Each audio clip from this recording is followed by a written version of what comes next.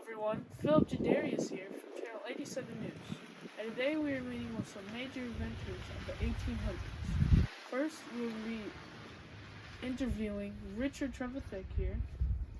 So, Richard, what brought you the idea to create the steam engine? Well, Philip, all my life until I was 34 years old, we had no way of quick transportation or to move goods or people. So I pushed my limits and I devoted 7 years of my life to developing the steam engine. Wow, 7 years? That's a long time. So was inventing the steam engine very hard? Well, as you know, the steam engine was the first of its kind and I had to start from scratch. That meant I had to get the materials and time. Building the steam engine was very time consuming. I bet. What did the steam engine consist of? Well, the engine had a fire for the coal to burn, a boiler to hold the water, a cylinder, a piston, and much more. For the steam engine to produce power, though, the steam expands and pushes the piston, creating a rotary motion. Do you think the steam engine helped the USA? Of course!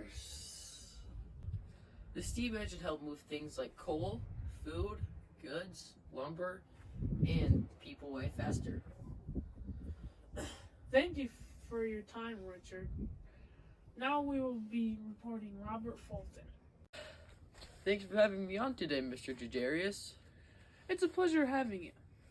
So, Robert, what did you invent? Well, technically, I didn't invent anything, but I created the steamboat, powered by a steam engine.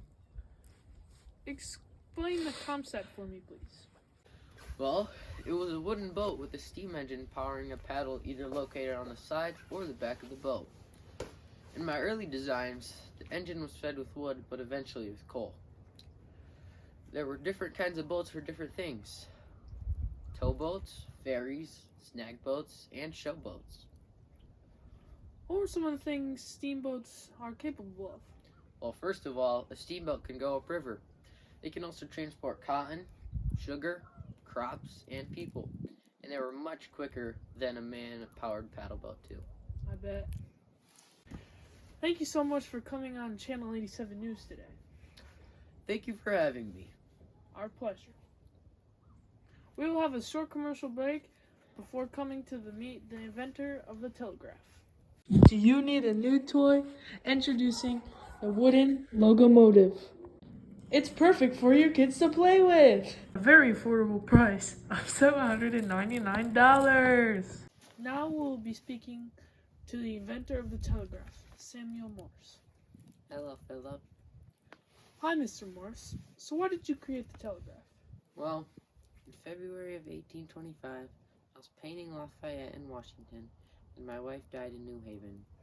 The message took 4 days to get to me, and by the time I got back, she had already been buried. So sorry for your loss, Mr. Morse.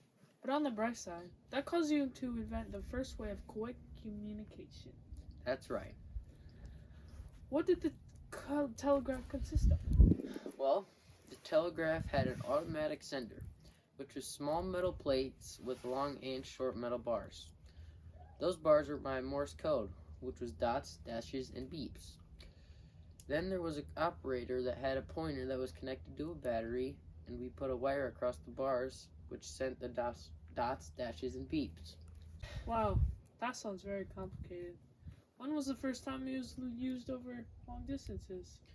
Well, in 1843, the government funded an experimental line from Washington to Baltimore, a 40-mile distance, and in 1949, it worked.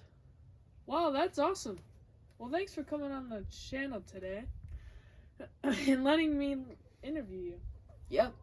Our viewers, but we have one more break before meeting the creator of the McCormick Reaper.